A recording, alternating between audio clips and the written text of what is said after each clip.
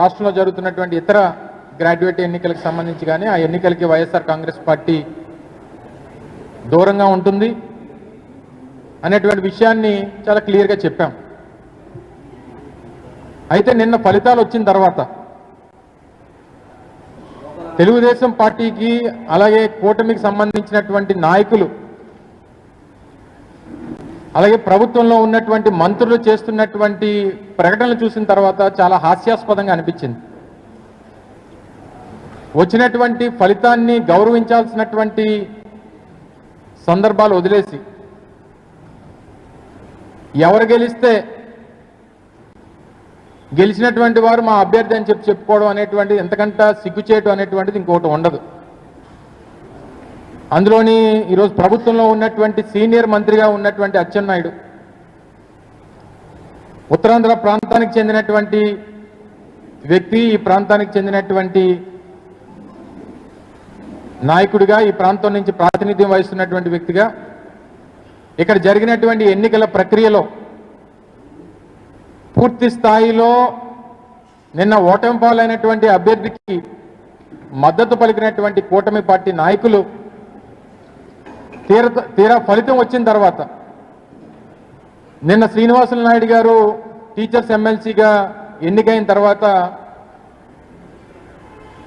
శ్రీనివాసులు నాయుడు గారి తాలూకు విజయంలో కూటమి పాత్రే ఉంది, కూటమి బలపరిచినటువంటి అభ్యర్థి శ్రీనివాసులు నాయుడు గారు అని చెప్పుకోవడం అనేటువంటిది మరి ఎంతకంటే సిగ్గుచేటు ఇంకోటి ఉంటుందా అని చెప్పని అడుగుతా ఉన్నా. మీరు అధికారంలోకి వచ్చినటువంటి కేవలం ఈ 9 మాసాల్లో నేటికి కరెక్ట్గా మార్చి 4వ తారీఖు 9 మాసాలు పూర్తయింది. 9 మాసాల్లో ప్రభుత్వంలో పనిచేస్తున్నటువంటి అత్యధికమైనటువంటి వ్యక్తులు ఉపాధ్యాయులే. ఎందుకంటే దాదాపు రమరమే 6 లక్షల మంది ప్రభుత్వ ఉద్యోగస్తులుంటే అందులో 1,80,000 1,90,000 మంది ఉపాధ్యాయులే ఉంటారు. అంటే 100కి 30% మంది ఉపాధ్యాయులే ప్రభుత్వంలో పనిచేస్తుంటారు. అటువంటి ఉపాధ్యాయులు ఇచ్చినటువంటి తీర్పు గడిచినటువంటి 9 మాసాలుగా ఈ ప్రభుత్వం తాలూకు పనితీరుకి చెంపపెట్టు అనేటువంటి విషయాన్ని ఈ సందర్భంగా చెప్పక తప్పదు. మరి పోనీ ఉపాధ్యాయులు పనిచేస్తున్నటువంటి డిపార్ట్మెంట్, విద్యాశాఖకు సంబంధించినటువంటి డిపార్ట్మెంట్ హెడ్ చేస్తున్నటువంటి మంత్రి ఎవరు? ఈ రాష్ట్ర ముఖ్యమంత్రి గారి కొడుకు. అంటే వీరి తాలూకా పనితీరు ఏ రకంగా ఉందో గడిచినటువంటి 9 మాసాల్లో సరే మా ప్రభుత్వాన్ని కాదన్నారు, మా పార్టీని కాదన్నారు, మమ్మల్ని ఓడించారు, వీరేదో మంచి చేస్తారని ప్రభుత్వ ఉద్యోగస్తులకు కానీ లేకపోతే ప్రజలకు కానీ మంచి చేస్తారని చెప్పి వారికి అవకాశం కల్పించారు. తీరా 9 మాసాల్లోనే వారి తాలూకు పనితనాన్ని, ఇచ్చినటువంటి హామీల్ని, ఎన్నికల ముందు చేసినటువంటి ప్రకటనల్ని అన్ని కూడా కనీసం గతంలో మేము అధికారంలో ఉన్నప్పుడు వేసినటువంటి పిఆర్సీ దాన్ని కూడా రద్దు చేసి కొత్తగా పిఆర్సీ వేసినటువంటి పరిస్థితులు లేవు. సిపిఎస్కి కొత్త విధానం తీసుకొచ్చి గ్యారంటీడ్ పెన్షన్ స్కీమ్ తీసుకుని వచ్చి దాని మీద దేశవ్యాప్తంగా అనేక రాష్ట్రాల్లో గతంలో జగన్మోహన్ రెడ్డి గారి నాయకత్వంలో వేసినటువంటి గ్యారంటీడ్ పెన్షన్ స్కీమ్ ఏదైతే ఉందో ఇది మిగిలినటువంటి రాష్ట్రాలకు ఆదర్శంగా ఉందని చెప్పి చాలా రాష్ట్రాలు వచ్చి అధ్యయనం చేసినటువంటి పరిస్థితుల్లో దాని మీద హామీ ఇచ్చి దాని జోలికి పోకుండా ప్రతి నెల 1వ తారీఖే జీతాలు ఇస్తామని చెప్పి హామీ ఇచ్చినటువంటి ప్రభుత్వం అది కేవలం 1 నెల మాత్రమే ఇచ్చి ప్రతి నెల జీతాలు ఎప్పుడు పడతాయో తెలియనటువంటి పరిస్థితుల్లో అగమ్యగోచరంగా ఉన్నటువంటి ప్రభుత్వ ఉద్యోగస్తులు వారి తాలూకా కడుపు మంటకి నిన్న వచ్చినటువంటి ఎన్నికల ఫలితం ఒక నిదర్శనం. ఆ ప్రభుత్వం తాలూకా పనితీరుకి గడిచినటువంటి 9 మాసాలుగా కూటమి ప్రభుత్వం చేస్తున్నటువంటి అరాచకాలకి నిన్న ఎన్నికల ఫలితం ఒక నిదర్శనం అని చెప్పి సందర్భంగా తెలియజేస్తా ఉన్నా. సరే కృష్ణ గుంటూరులో గెలిచాం, లేకపోతే తూర్పు గోదావరి సంబంధించి పట్టభద్రుల ఎన్నికల్లో మీరు చేసినటువంటి అరాచకాలు 1, 2 కాదు. ఏ రకంగా ప్రభుత్వ వ్యవస్థల్ని వాడుకొని పూర్తి స్థాయిలో రిగ్గింగ్కి పాల్పడ్డారు ఈ ప్రభుత్వం అనేటువంటిది కళ్ళకు కనిపించింది. సహజంగా ఎన్నికలకు సంబంధించినటువంటి ప్రక్రియలో ఏదైతే బయట ఉండేటువంటి ఆ ఎన్నికల సమయంలో ఈ ఓటర్ స్లిప్లు రాసేటువంటి ఈ టేబుల్స్ ఏవైతే ఉంటాయో ఆ టెంట్స్ దగ్గర కూర్చొని వచ్చినటువంటి వారందరినీ ప్రలోభపెట్టి డబ్బులు ఇచ్చి బెదిరించి భయపెట్టి చివరికి ఓటర్ లిస్టులకు సందర్భంలో కూడా ఏ రకంగా అవకతవకలకు పాల్పడ్డారో కూడా మనం చూసాం. సరైనటువంటి ప్రక్రియలో ఎన్నికలు జరగవు అనేటువంటిది బలంగా నమ్మాం. పూర్తి స్థాయి వ్యవస్థలన్నింటినీ కూడా వాడుకొని ఏ రకంగా రాజ్యాంగబద్ధంగా జరగాల్సినటువంటి ఎన్నికల్ని వారి సొంత ఎజెండాతో వారికి కావాల్సినటువంటి విధంగా జరుపుకునేటువంటి ప్రయత్నం చేశారు మిగిలినటువంటి 2 ఎన్నికలు కూడా. కానీ ఉత్తరాంధ్రకు సంబంధించినటువంటిది లిమిటెడ్ నెంబర్ ఆఫ్ ఓటర్స్, కేవలం 20,000 మంది ఓటర్లు, విఘ్నులైనటువంటి చదువుకున్నటువంటి వారు, పూర్తి స్థాయిలో వారికి ఉన్నటువంటి అవగాహనని వారికి ఉన్నటువంటి ఆలోచనలన్నింటినీ కూడా గడిచినటువంటి 9 మాసాలుగా ఈ ప్రభుత్వం తాలూకా పనితీరుకి వారు ఇచ్చినటువంటి తీర్పును చూసాం. సరే, ఫలితాలు వస్తుంటాయి. గడిచినటువంటి ఎన్నికల్లో మేము పరాజయం పాలయ్యాం, ఓటమిని అంగీకరించాం, ప్రజలు ఇచ్చినటువంటి తీర్పుని యాక్సెప్ట్ చేశాం, ప్రజల పక్షాన పోరాటం చేస్తామని చెప్పాం. గడిచినటువంటి 9 మాసాలుగా ఆ పని చేస్తూ ఉన్నాం. పోనీ ఒక ఎన్నిక ఓడిపోయారు, ఉత్తరాంధ్ర ఎమ్మెల్సీ ఎన్నికలు, టీచర్స్ ఎమ్మెల్సీ ఓడిపోయారు, ఒప్పుకోండి. సరే, తప్పు చేశాం, ఉత్తరాంధ్రాన్ని గాలికి వదిలేసాం, ప్రభుత్వ ఉద్యోగుల్ని గాలికి వదిలేసాం, మనం పెట్టినటువంటి బడ్జెట్లో ఉత్తరాంధ్రకి ఏమి న్యాయం చేయలేదు, ఈ ప్రాంతానికి ఏమి మేలు చేసేటువంటి ఆలోచన మాకు లేదు, మాకు అమరావతి తప్పితే వేరే ఆలోచన లేదు, మాకు సంపద సృష్టి అంతా కూడా అమరావతిలోనే చేస్తాం, మిగిలినటువంటి రాష్ట్రంలో మిగిలిన జిల్లాలు ఉత్తరాంధ్ర కానీ రాయలసీమ కానీ ఏమైపోయినా పర్వాలేదు. సరే, మీ ఎజెండా అది, ఆ విషయం చెప్పండి. ఓటమిని అంగీకరించామని చెప్పి ఒప్పుకోండి. అది మానేసి ఎవరు గెలిస్తే ఆయనే మా క్యాండిడేట్ అంటే ఎంత అన్యాయం అండి. మీరు అందరూ కూడా వెళ్ళుంటారు కదా అనేక పత్రికా సమావేశాలకి. గడిచినటువంటి 45 రోజులుగా ఎన్నికల ప్రక్రియ జరుగుతూ ఉంది. అనేక సందర్భాల్లో కూటమికి సంబంధించినటువంటి శాసనసభ్యులు కానీ, వాళ్ళ పార్టీకి సంబంధించినటువంటి నాయకులు కానీ, ప్రభుత్వంలో ఉన్నటువంటి మంత్రులు కానీ నేరుగా మా కూటమికి సంబంధించినటువంటి ఎమ్మెల్సీ అభ్యర్థి రఘువర్మ గారు అని చెప్పి మీరు ప్రకటన చేశారు. దానికి మీరందరూ సాక్ష్యం. ఎవరన్నా ఒక్కరోజన్నా కూటమికి సంబంధించినటువంటి మంత్రులు కానీ, శాసనసభ్యులు కానీ, వాళ్ళ పార్టీకి సంబంధించినటువంటి నాయకులు కానీ ఏ ఒక్క సందర్భంలో అన్నా శ్రీనివాసులు నాయుడు గారు కూడా మా క్యాండిడేట్ అని చెప్పి ఎక్కడ చెప్పింది ఒక్కటి చూపించండి. రఘువర్మ గారే క్యాండిడేట్ అని చెప్పి మీరు చెప్పినటువంటి సందర్భాల్లో అనేక చూపిస్తాం మేము. ఇది తెలుగుదేశం పార్టీ రాష్ట్ర అధ్యక్షులు పల్లా శ్రీనివాసరావు గారి తాలూకా ట్విట్టర్ అకౌంట్. సో వారు మాట్లాడినటువంటి క్లిప్పింగ్స్ కూడా ఉన్నాయి, ఇవన్నీ చూస్తే సమయం సరిపోదు. ఇది పల్లా శ్రీనివాసరావు గారికి సంబంధించినటువంటి ట్విట్టర్ అకౌంట్. ఇది ఫిబ్రవరి 25వ తారీఖున గాజువాక శాసనసభ్యులు తెలుగుదేశం పార్టీ అధ్యక్షులు పల్లా శ్రీనివాసరావు గారి ఆధ్వర్యంలో గాజువాకలో 67వ వార్డులో ఉన్న జిల్లా పరిషత్ ఉన్నత పాఠశాల ఉపాధ్యాయుల్ని ఉత్తరాంధ్ర టీచర్స్ ఎమ్మెల్సీ ఉమ్మడి అభ్యర్థి శ్రీ పాకలపాటి రఘువర్మ గారిని అత్యధిక మెజార్టీతో గెలిపించాలని మిగిలినటువంటి వారి నాయకులతో కలిసి కోరడం జరిగిందని చెప్పి రాష్ట్ర అధ్యక్షుడు పల్లా శ్రీనివాసరావు గారి వాళ్ళకి ట్విట్టర్ అకౌంట్లో పెట్టినటువంటి పోస్ట్ ఇది. ఇందులో ఎక్కడన్నా శ్రీనివాసులు నాయుడు గారి పేరుందా? ఇది రాష్ట్ర అధ్యక్షులు. ఇది హోంమంత్రి గారి తాలూకా ట్విట్టర్ అకౌంట్. వారు కూడా రఘువర్మ గారికి ప్రచారం చేస్తూ పోస్ట్ చేసినటువంటి ట్విట్టర్ అకౌంట్ ఇది ఫిబ్రవరి 22వ తారీఖున వారి నియోజకవర్గం పాయకరావుపేటలో చేసినటువంటి ప్రచారం. ఇందులో ఎక్కడ శ్రీనివాస నాయుడు గారి పేరు నాకైతే కనబడలేదు. ఇది సీనియర్ నాయకులు మాజీ మంత్రివర్యులు గంటా శ్రీనివాసరావు గారి తాలూకా ట్విట్టర్ అకౌంట్. వారు కూడా వారి తరపున ఇది ఏకంగా ఎక్కడ అది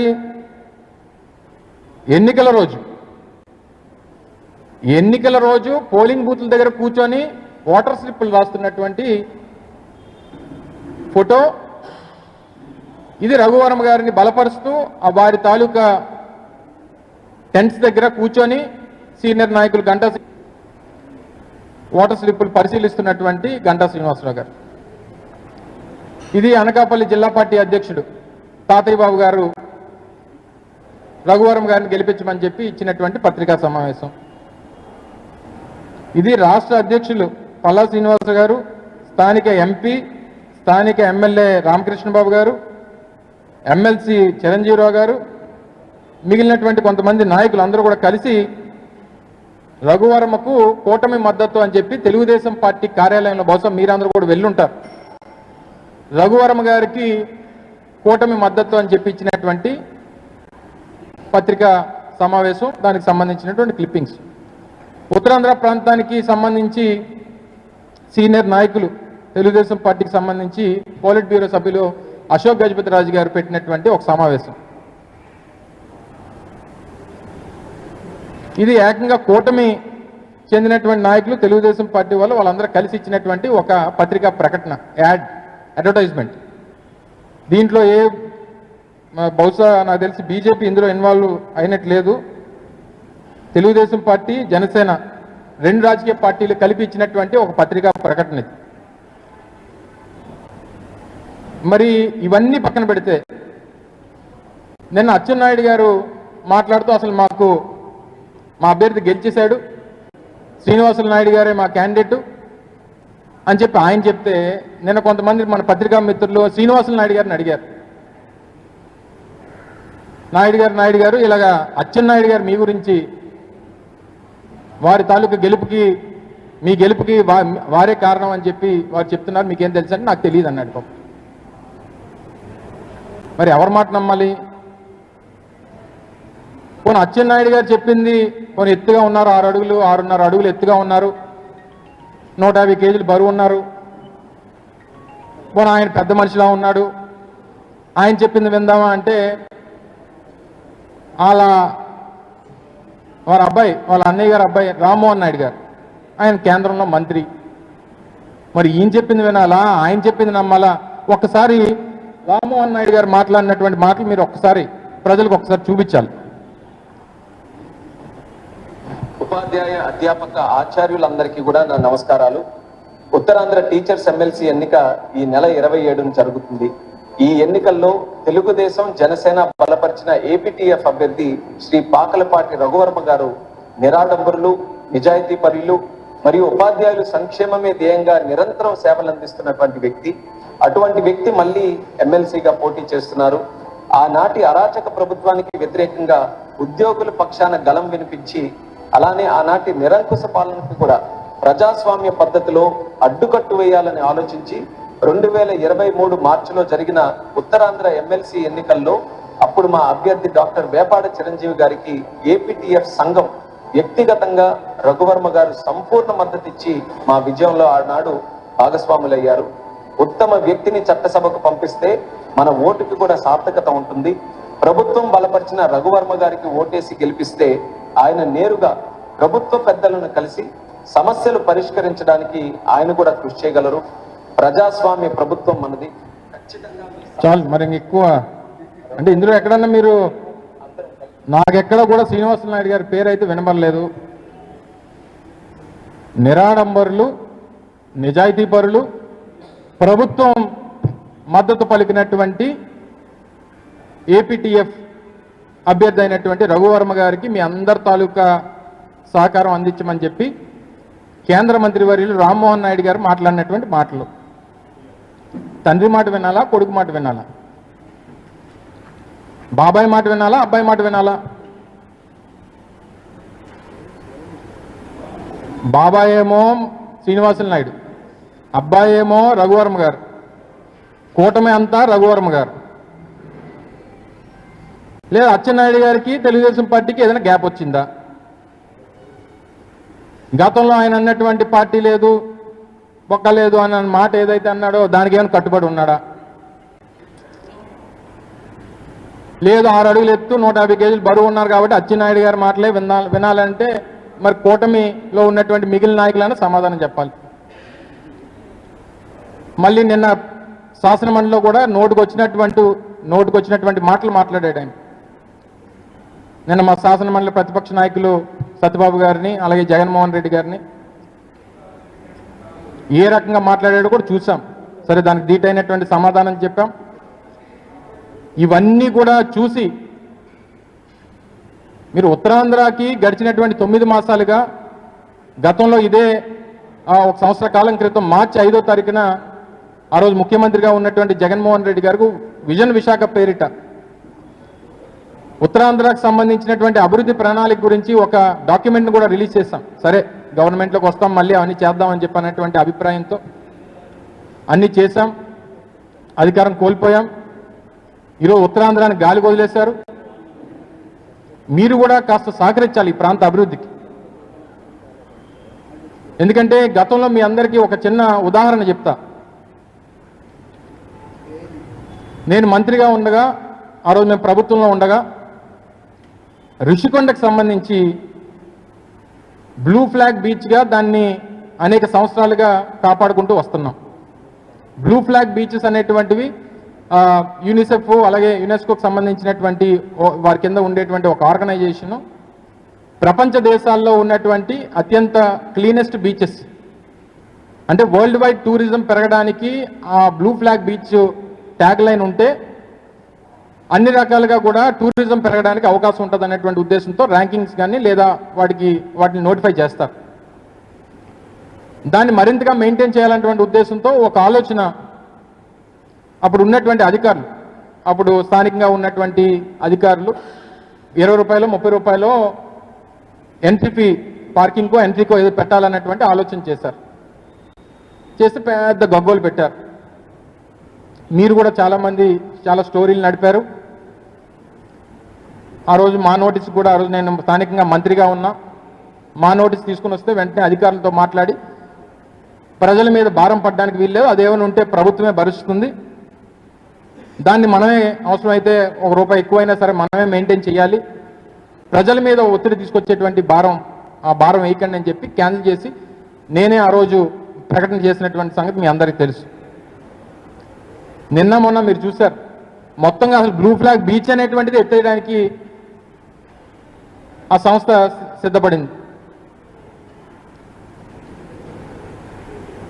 తీరా చూస్తే 2 అధికారులని ట్రాన్స్ఫరో సస్పెండో చేశారు. అంటే ఈ పరిపాలన చేతకానటువంటి ప్రజాప్రతినిధులకి ఇటువంటి వివరణ వస్తే అధికారుల్ని బలిపశువులను చేసి వీళ్ళు చేతులు దులుపుకునేటువంటి ప్రయత్నం చేస్తూ ఉన్నారు. ఈరోజు రాష్ట్రంలో, ఆంధ్రప్రదేశ్ రాష్ట్రంలో అత్యంత పేరుగాంచినటువంటి బీచ్గా, బ్లూ ఫ్లాగ్ బీచ్గా రిషికొండ బీచ్ ఉంది. మేము దాని మీద ఒక ప్రభుత్వ భవనం కడితే, ఆ పక్కన ఉన్నటువంటి కొండ మీద ఒక భవనం కడితే పెద్ద గగ్గోలు పెట్టేసి గోల చేసి ఏదో అన్యాయం అక్రమం ఏదో జరిగిపోయినట్టు గగ్గోలు పెట్టేసి ఈరోజు ఏకంగా మీరు అధికారంలోకి వచ్చిన 9 మాసాల్లో అసలు ఋషికొండ బీచ్కు ఉన్నటువంటి గుర్తింపునే లేకుండా చేస్తారు. మిమ్మల్ని ఏమనాలి? దయచేసి మిమ్మల్ని అందరినీ కూడా, మీడియా సోదరులను అందరినీ కూడా కోరుతా ఉన్నా, ఇది రాజకీయాలకు సంబంధించినటువంటి అంశం కాదు. స్థానికంగా ఉన్నటువంటి మన ప్రాంతం, మన ప్రాంత భవిష్యత్తు, మన ప్రాంతంకు ఉన్నటువంటి గుర్తింపు ఉన్నటువంటి కొన్ని ప్రాంతాలని కాపాడుకోవాల్సినటువంటి బాధ్యత మన అందరి మీద ఉంది. ఇది రాజకీయాల కోసం మాట్లాడుతున్నటువంటి మాటలు కాదు. మీరు కూడా దీని మీద పెద్ద ఎత్తున ప్రజల తాలూకు స్పందన తీసుకోవాలి, ప్రభుత్వం మీద ఒత్తిడి తీసుకొని రావాలి. వారు చేసినటువంటి చేతకాని చర్యల వల్ల ఈరోజు మన ప్రాంతం నష్టపోతా ఉంది. ఈరోజు ఉదాహరణకి ఉత్తరాంధ్రలో భోగాపురం ఇంటర్నేషనల్ ఎయిర్పోర్ట్ తీసుకొచ్చిన జగన్మోహన్ రెడ్డి గారు, మూలపేటలో పోర్టు నిర్మాణం జరుగుతూ ఉన్నా జగన్మోహన్ రెడ్డి గారు, నర్సీపట్నంలో మెడికల్ కాలేజ్ వచ్చినా, లేకపోతే పాడేరులో మెడికల్ కాలేజ్ వచ్చినా, విజయనగరంలో మెడికల్ కాలేజ్లో ఈరోజు సీట్లు ఈరోజు విద్యార్థులకు దొరుకుతా ఉన్నా, లేదు ఉద్దానంలో కిడ్నీ రీసెర్చ్ సెంటర్ కట్టినా ఈరోజు ఉత్తరాంధ్ర ప్రాంతానికి ఇంత పెద్ద ఎత్తున మేలు చేస్తుంది వైఎస్ఆర్ కాంగ్రెస్ పార్టీ ప్రభుత్వం. విశాఖపట్నం నుంచి భోగాపురం ఇంటర్నేషనల్ ఎయిర్పోర్ట్కి 4 లేన్ల రహదారి నిర్మించి 6,500 కోట్ల రూపాయలు పెట్టి చేయాలని చెప్పి ఈరోజు ముందడుగు వేశాం. గడ్కరీ గారిని తీసుకుని వచ్చి శాంక్షన్ చేయించాం. అది ఏమైపోయిందో, ఏం జరుగుతుందో అధిగతి లేదు. బడ్జెట్లో మాత్రం 6,000 కోట్ల రూపాయలు అమరావతికి పెడతారు. విశాఖపట్నానికి ఏమో మాటల్లోనేమో ఆర్థిక రాజధాని, ఈ ప్రాంతం అభివృద్ధి అని చెప్పి మాటల్లో చెప్తారు. అందుకనే మీరు చూపిస్తున్నటువంటి వివక్ష పట్ల, ఉత్తరాంధ్ర ప్రాంతం పట్ల ఈ ప్రభుత్వం చూపిస్తున్నటువంటి వివక్ష పట్ల వచ్చినటువంటి తీర్పే నిన్న జరిగినటువంటి ఎన్నికల ఫలితాలు అనేటువంటి విషయాన్ని మరొకసారి ఈ సందర్భంగా తెలియజేసుకుంటూ, ఇకనన్నా అచ్చెన్నాయుడు గారు ఎవరికో పుట్టిన బిడ్డకు కూడా మీ పేరు పెట్టుకోవాలనేటువంటి ప్రయత్నం మానుకోండి. అనేక సందర్భాల్లో చెప్పాం, మీకు సంబంధం లేనటువంటి క్యాండిడేటు, మీరు మద్దతు పలకనటువంటి క్యాండిడేటు, ఆయన ఇండిపెండెంట్గా వారి తాలూకు ఆర్గనైజేషన్ తరఫున పోటీ చేసుకున్నాడు. మీ మీద వ్యతిరేకతతో వారికి ఓట్లు వేశారు. అయినా సరే మా క్యాండిడేట్ అని మీరు ఊరేతానంటే వాళ్ళు ఒప్పుకోవాలి కదా. ఎక్కడ చెప్పినటువంటి సందర్భం లేదు, ఏమీ లేదు.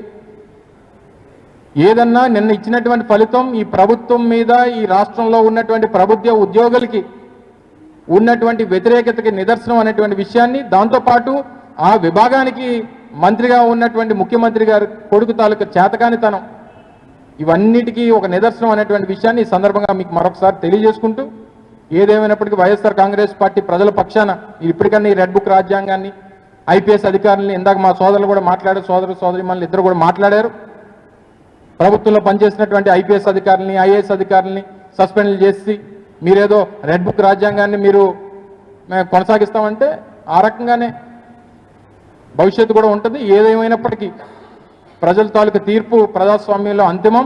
దాని ప్రకారం అందరి తాలూకా నడవడిక ఉండాలన్నటువంటిది మరొకసారి సందర్భంగా తెలియజేసుకుంటూ సెలవు తీసుకున్నాం. Thank you.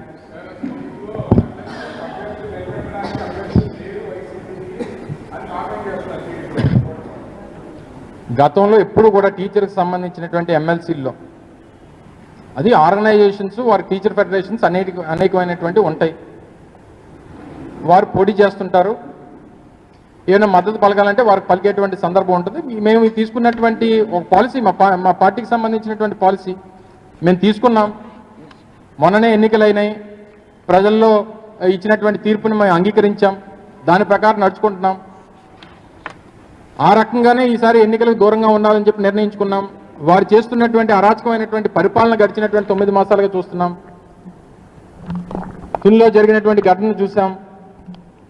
వైఎస్ఆర్ కాంగ్రెస్ పార్టీకి చెందినటువంటి కౌన్సిలర్లు అంటే కాస్త కూస్తో ఆ ప్రాంతంలో నాయకత్వం వహిస్తున్నటువంటి నాయకులను కూడా బెదిరించి ఏ రకంగా ఇబ్బంది పెట్టారనేటువంటి ప్రయత్నాలు చూసాం. సో ఇవన్నీ చూసిన తర్వాత ఎన్నికలకు దూరంగా ఉండాలనేటువంటి నిర్ణయం తీసుకున్నాం. ఎన్నికలకు దూరంగా ఉన్నంత మాత్రాన అది చేతకాంతనమో, లేకపోతే బలం లేనితనమో, లేకపోతే బలం లేక పోటీ చేయలేదని అనుకోవడం అమాయకత్వం. సో ఇవన్నీ కూడా రాజకీయాల్లో పరిస్థితులు బట్టి కొన్ని నిర్ణయాలు పార్టీలు తీసుకుంటుంటాయి. ఆ పార్టీ నిర్ణయాల్లో భాగంగా మొన్న ఎన్నికలకు మేము వైఎస్ఆర్ కాంగ్రెస్ పార్టీ దూరంగా ఉంది. ఏదేమైనప్పటికీ ప్రజలు అంతిమంగా ఇచ్చినటువంటి తీర్పుని ఎవరన్నా శిరసావహించాలి, దాని ప్రకారం ముందుకెళ్ళాలి. దాన్ని బట్టి మన తాలూకా ప్రవర్తన కానీ లేదా మన పరిపాలన విధానానికి మార్చుకోవాలన్నటువంటి తెలియజేస్తూ ఉన్నాం.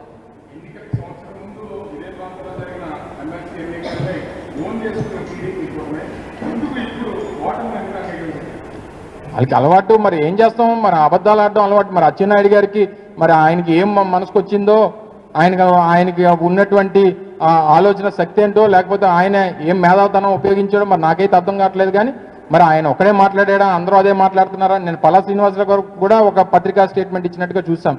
శ్రీనివాస నాయుడు గారి తాలూకా విజయం మా విజయంగా చెప్పుకున్నట్టుగా కనబడతా ఉంది. సో ఇవన్నీ కూడా సరే, దాన్ని ఏమనాలని మరి ఆయనే సమాధానం చెప్పాలి. మరి ఆయన ఎక్కడన్నా ప్రచారం చేసినట్టు శ్రీనివాస నాయుడు గారికి ఎక్కడన్నా చూపించమనండి. మరి ఆ కూటమి ఎక్కడన్నా మద్దతు పలికినట్టు చూపించమనండి. నేను ఇవన్నీ చూపించాను కదా, వారి అబ్బాయి మాట్లాడిని చూపించాను, వాళ్ళ నాయకులు మాట్లాడిని చూపించాను, వాళ్ళు ప్రచారం చేసినటువంటి ఫోటోలు చూపించాను. శ్రీనివాస నాయుడు గారికి ప్రచారం చేసినట్టు ఒక ఫోటో